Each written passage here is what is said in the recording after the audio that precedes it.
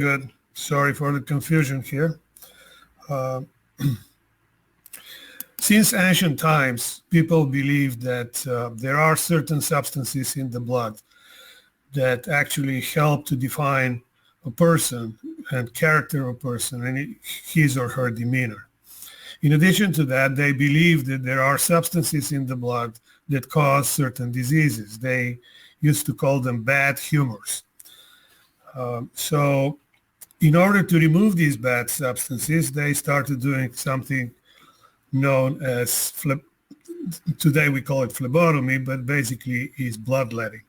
So bloodletting was very popular for centuries and didn't go away until late in the 19th century. Its success is questionable, but they continued to do it despite the fact that some people died, including our first president after this procedure. So today we're a little gentler in our approach and use different technologies. Apheresis comes from the Greek and means to take away. Basically what we do today with apheresis is we separate blood components in cells and plasma, and the technology is used in donor apheresis as well as therapeutic apheresis. We obviously going to talk about therapeutic apheresis, and the technology has advanced considerably over the last 50 years, and we use computer chips in all of our machines today, and this makes things safer and easier. So therapeutic apheresis is an umbrella term, and it means different things. But basically, you can remove a certain blood component, you can remove and replace a blood component, and you can actually alter a blood component as well. There are two basic principles in separating different blood components. One is filtration, the other one is centrifugation.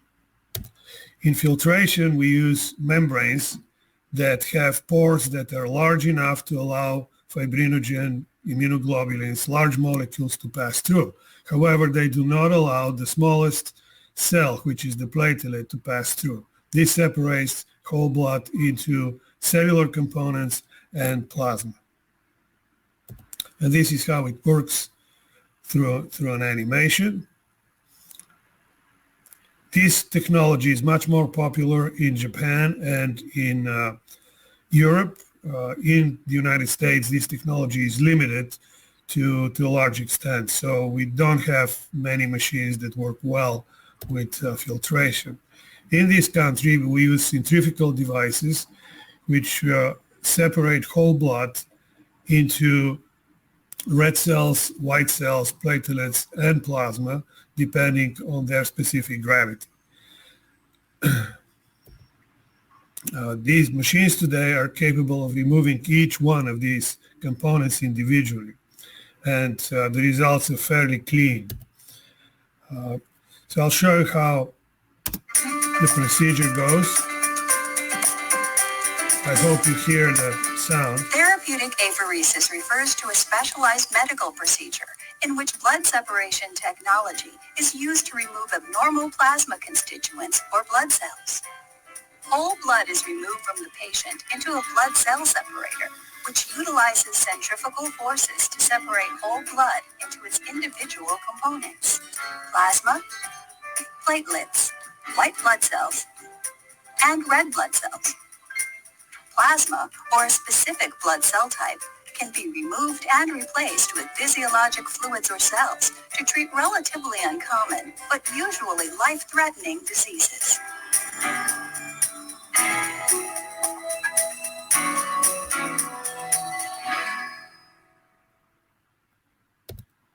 So there is another technology that is becoming more and more popular these days, and that is called double filtration. And basically what happens is that whole blood goes into a membrane filter which separates whole blood into cells and plasma. The separated plasma goes through a secondary filter or membrane and removes a specific component. It could be IgG, it could be LDL, a variety of different things can be removed. IgE, there is interest in removing IgE in certain conditions. And this already plasma that's cleaned off a certain component joins the cells and they go back to the patient. So one specific removal, as I mentioned, is the immunoabsorption of IgG. The most columns that are available today rely on protein A, staphylococcus protein A, which has the affinity to bind to the Fc receptor of IgG. And this way it removes specifically IgG and IgG containing immune complexes. This is the first column that we developed in the United States. I had the privilege to treat the first patients with this column, which was a scary experience. The column worked really well, and it proved itself in a number of well-controlled, actually, Apheresis trials, but financially didn't survive in the United States. And the Europeans took over, and now they make the same column or similar in several countries. I think Germany, Fresenius, has probably the most significant column. It's called Globafin, that specifically removes IgG. This is an example of a machine that does that. As you can see here, the long filter or membrane is the one that separates plasma from the cells, and then the removed plasma goes into a secondary filter to remove whatever you want to remove. This particular column removes a low-density lipoprotein. And then there is something called HELP, heparin-induced extracorporeal LDL precipitation. If you thought that the name is confusing, let me show you how it works. Then we'll be really confused.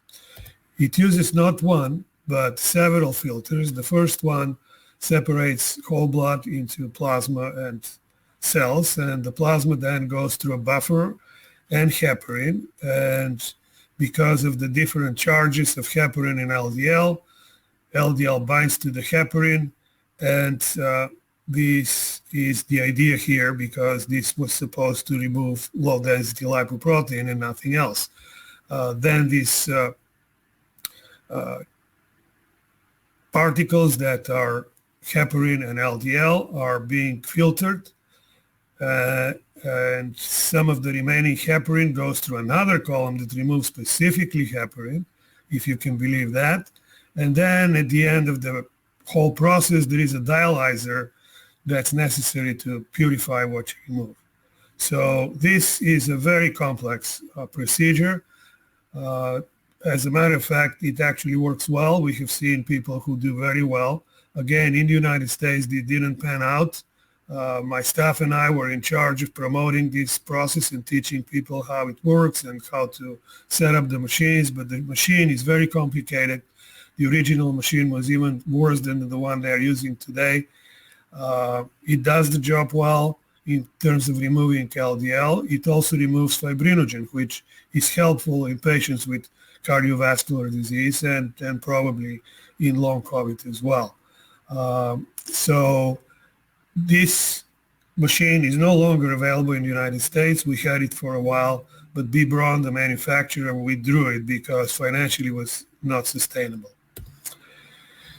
So in our experience, we prefer to use therapeutic plasma exchange using centrifugal devices.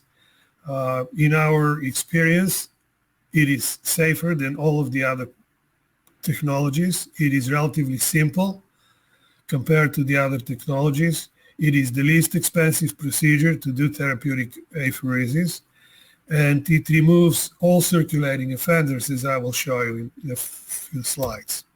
So we have been able, in our experience with long COVID and other diseases as well, to improve the inflammatory factor. So the SED rate drops dramatically after a few procedures.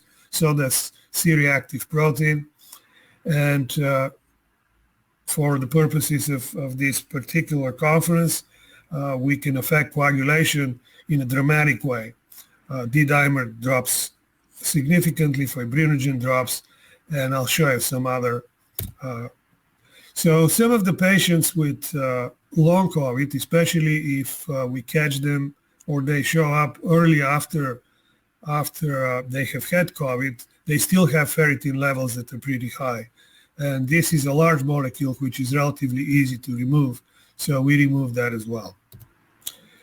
Now, for many years, and still the majority of medical practitioners believe that plasmapheresis or apheresis in general is conforming to its name.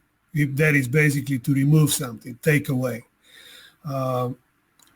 However, it turns out that that's not the only thing that therapeutic plasma exchange does.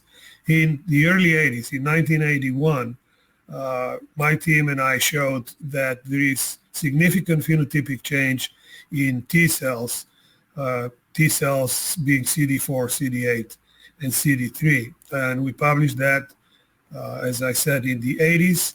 This has been confirmed on multiple occasions by different authors and scientists. And as of late, you heard a lot about phenotypes today. And this is a major topic in today's medicine, especially in immunology. So we are able to affect cells and move cells with different phenotype back or up, depending on what we want to do. In addition to that, over the last several years, we have used proteomics to demonstrate that there is not only downregulation of certain proteins, that mainly pro-inflammatory proteins such as cytokines, but interestingly enough, there is upregulated, and it turns out that the upregulated proteins are either other inflammatory or have other beneficial immunologic effects. This happens to be from one of our patients that was recently published. So another thing that happens that is very important and is pretty much along some of the stuff you heard already, and that is that certain cell types move back and forth in terms of up and down during COVID, and certainly this persists in long COVID. And the majority of these patients have either mild or severe lymphopenia, which means that the lymphocyte subsets go down during the disease process. And at the same time, neutrophils and macrophages go up. Presumably that's why the notorious spike protein hides. So here you can see that if you look at the top level, that lymphocytes go up, CD3, CD4, CD8, CD40, CD4, CD94. And on the lower graph, you can see that the myeloid series goes down. So there is a very complex mechanism of action of therapeutic apheresis. Partially we understand, and there is probably a large amount that we do not understand yet.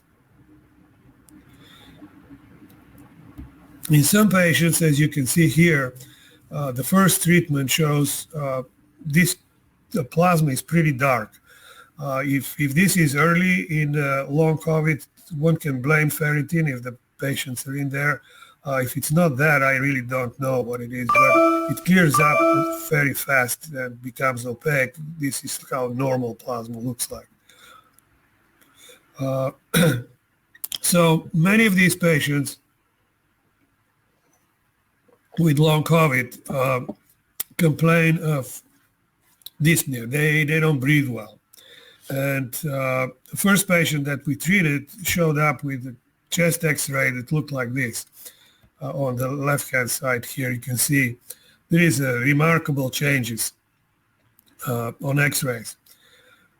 And after 3 treatments, this whole thing disappeared. Now, this was labeled pulmonary fibrosis. Obviously, after 2 treatments, if we see this was a misdiagnosis. So I don't know what it was, but it cleared up pretty fast. And I tend to believe that this was not pulmonary fibrosis because we haven't seen this clearance so fast of fibrosis in general. And I'll play a little video of what the patient felt as we were treating him. I came to Kiprov's office 3 weeks after I had finished the hospital stay. When I came here about a half ago and did the first apheresis, I couldn't walk off of an airplane without collapsing into a wheelchair. The day after the apheresis, it was as if I had a different body, and no longer were my lungs an issue for breathing, as I was beginning to get a life back again. And the difference was truly remarkable. COVID was that I did lose my sense of smell, my ability to taste. My ability to taste was actually, as it came back, it was even weird until the apheresis, and then all of a sudden I was able to taste normally again. And now I notice that I can smell things other people can't smell. But the difference in the apheresis has been really, really dramatic for me.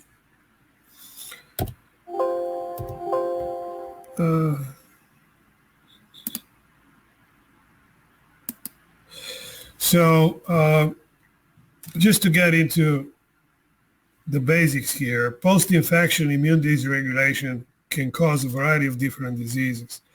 And here's a mixture of these diseases: chronic fatigue syndrome, PANDAS, POTS, post-Lyme syndrome, and of course, long COVID.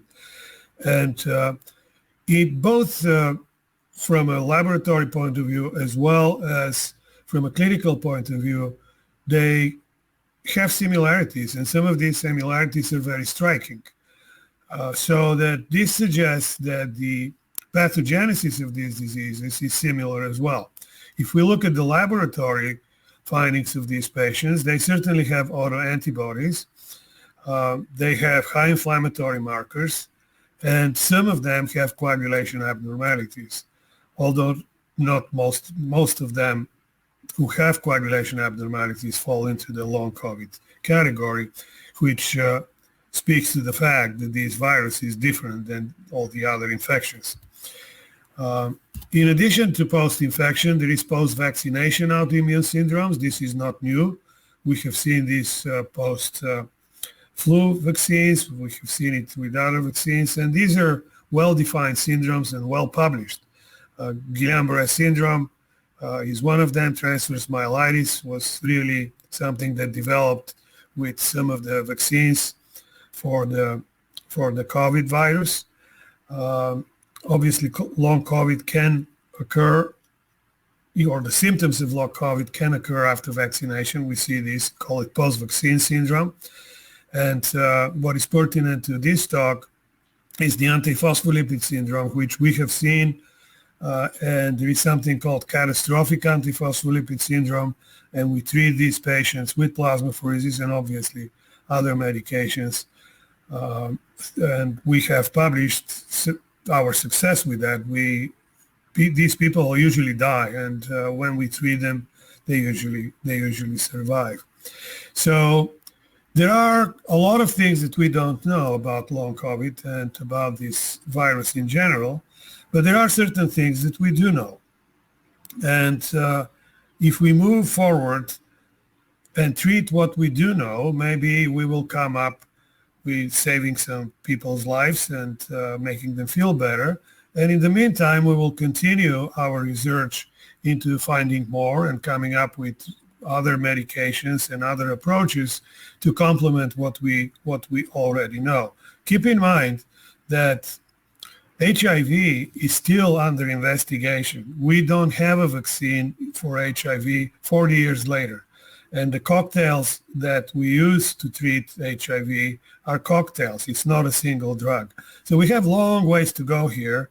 And we have to admit we don't know everything. And the future will show how good we are in fighting this particular disease. At the moment, we do believe that along with some other medications, plasma exchange is capable of removing cytokines, autoantibodies, certainly immune complexes, certainly amyloid.